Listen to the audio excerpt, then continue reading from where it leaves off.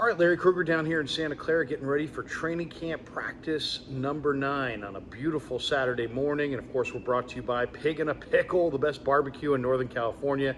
Check them out in Emeryville and Corte Madera. They're open 7 days a week in both spots from 11 a.m. to 8 p.m. Pig and a Pickle, the best barbecue in all of Northern California. Check it out. Say hi to Damon, say hi to Mary. Get the brisket chili. All right. Let's talk a little bit, a preview of training camp practice number 9. It's going to be a medium rep day. There's low rep days, high rep days, and medium rep days. Yesterday was a high rep day, and it was an incredible practice. They went for an extra half hour, it seemed like, on the back end with, almost like game-like conditions. And it was a fun practice to watch. Today's a medium rep day. So what does that mean? Well, first of all, what it's going to mean is there's no Brock Purdy today. So that means more reps for Trey Lance, Sam Darnold, and Brandon Allen. Lance is looking good. He's definitely improving. He's definitely making some plays. There always is like one play per practice where it's usually a short throw where he, just misses. Throws it too soft, throws it too hard. Yesterday he threw one too soft. Sometimes he airmails the short throw. But then once he gets into any of the throws, any of the 10, 15, 20-yard cut patterns, the ins, the outs, he just lets it rip, and he's throwing it with great velocity and much better accuracy than what we saw a year ago. Last year in camp he completed about 55%. This year he's completing closer to 70%. So we're seeing huge growth from Trey Lance across the board. Will we see more of that today? Sam Darnold has also been throwing the heck out of the ball. And I'm really eager to see what he does today. I'd like to see Darnold and Lance take some shots down the field a little bit more than they have to this point, but both guys looking good. As far as Brandon Allen, he looks good in the short stuff and the intermediate stuff. Down the field, his accuracy is not as good. But I'm looking forward to seeing more reps from all three quarterbacks today, and it will be a huge opportunity with Purdy out for Allen and Lance and Darnold to get even more reps and kind of show everybody what they've got. Couple things that I'm looking for today. Can Ty Davis Price continue his assault on the starting job? He is looking incredible. 230 pounds. He's getting to the edges on this defense. He's making really big boy cuts in the middle of the field. He just looks so much more comfortable, and he's stronger, he's bigger, he's moving faster. We just got out of a press conference with Chris Forster, the 49er offensive line coach, and he described TDP as a man on a mission, and he was very complimentary of Ty Davis Price and how he's looked thus far. And just Chris's point is like, year one, you come out of college, you have all these expectations. You're not sure about how to eat, how to train, how to work. Then you get into an NFL locker room and you see the best players. You see Christian McCaffrey. You see Trent Williams. You see Nick Bosa. You see how these guys diet. You see how these guys train. You see how these guys work. You see how these guys watch film. And then that alone just gives you more to shoot for. And then it's just about your personal pride and how hard do you want to work and how bad do you want it. And Ty Davis Price looks like a man on a mission. Now, this guy was a big-time prospect coming out of high school. We talked about it yesterday. He could have gone to LSU, could have gone to Georgia, could have gone to Bama, and chose LSU. So all the top teams wanted him. He had a bunch of offers, and he chose LSU, and really had a nice career there. Had almost a 300-yard day against the University of Florida. If you saw him that day, you thought, this guy's going to be a superstar back. Well, guess what? He may be on his way to being a star back. The Niners have a deep backfield, as everybody knows. Christian McCaffrey, Elijah Mitchell, J.P. Mason, Kalen Laburn, and Ronald Awatt look pretty good as undrafted guys. But Ty Davis Price has a look right now of somebody that is not going to be denied. He's stacking days. He came in great shape, but to me it's the body lean as a runner. It's the power and the force that he runs with. He's got great body lean. He's a downhill runner. He delivers punishment, and some of the cuts he's making out here on this field are amazing. And then when you see him at 230 get to the edge on a defense that has Greenlaw and Warner, he's something else. So I'll be having all eyes on TDP today to see if he can continue his incredible camp. The tight end position, very competitive situation. Is Cam Latu going to make it? Is Braden Willis going to make it? You know, you got two incumbents in Charlie Warner and Ross Dwelly, and nobody's told those guys that they're not going to have a job at the end of camp.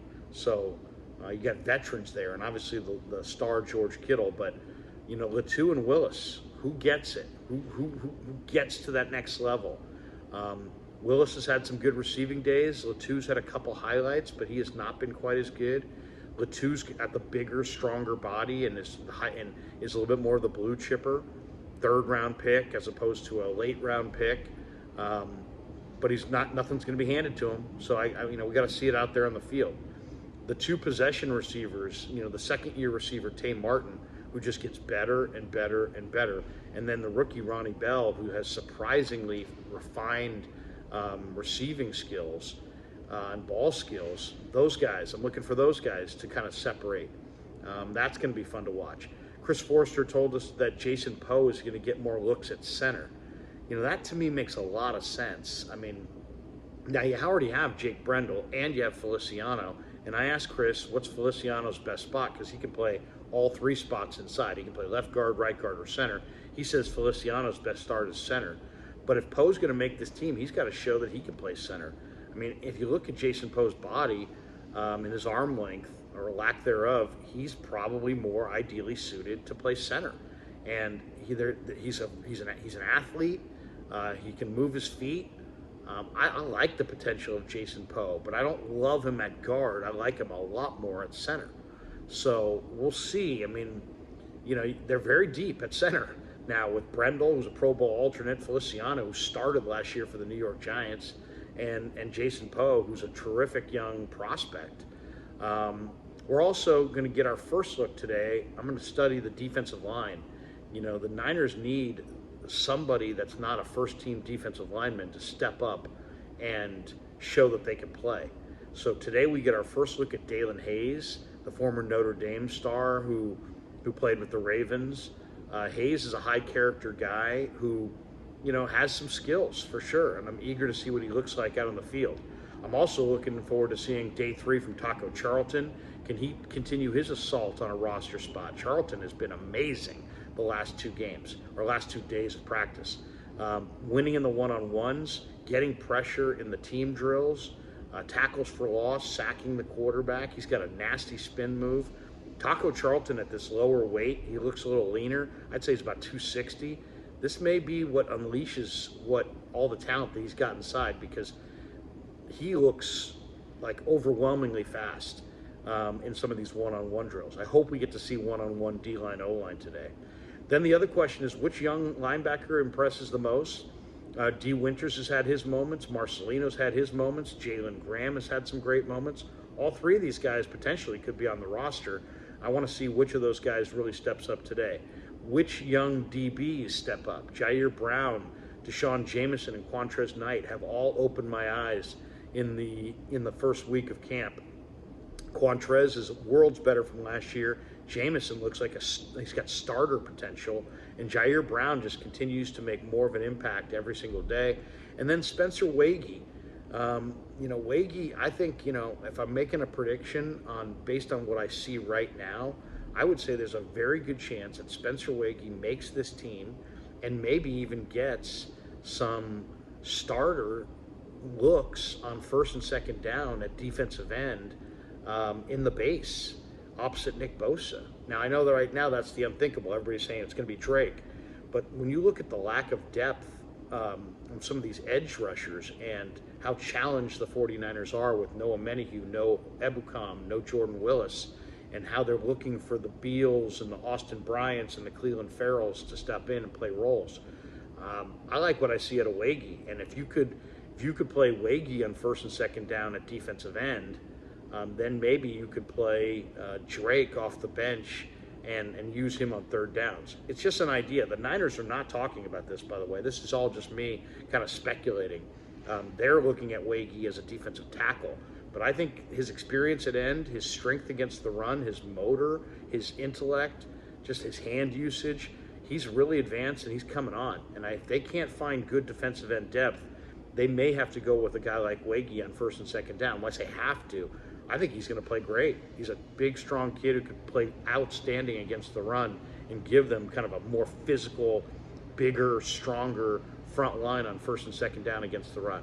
It's just the Larry Krueger idea. I'm not hearing it from the Niners, but that's something I think I want to see as this camp progresses. Or I need to see Dalen Hayes, Taco Charlton, Robert Beal, Austin Bryant, Cleveland Farrell. I need to see those guys step up. That is my main concern for this team right now. It's not the quarterbacks. It's not it's not right tackle and Colton McKivitz. To me, if there's two big questions with the Niners, it's who is that third offensive tackle going to be? Who's the swing tackle? And how are these D linemen who don't play on the ones? How are the second team and the third team D linemen going to play? Because you play your second and third team D linemen, they have to play in a rotation. To me, I got to see some of these guys start to step it up, or I got to see some new faces rolling through here in the days ahead. So that's what I'm looking for. Should be a great day. It's going to be a warm day out of practice. I got my lotion. I got my hat. I'm headed out to the field. Have a great day, everybody. We'll talk to you after practice with a full recap of the day. And then later tonight, if I have enough energy, we may even do a live stream on the Krug Show and just get into your phone calls. We'll do some video calls and let the fans have their say on what they've seen, since there's been so many of them here in attendance in Santa Clara for training camp. We'll do some calls later on today on the Krug Show. So have a great Saturday, everybody. Let's get it on a Saturday. Signing off for the Pig and a Pickle Krug Show, Larry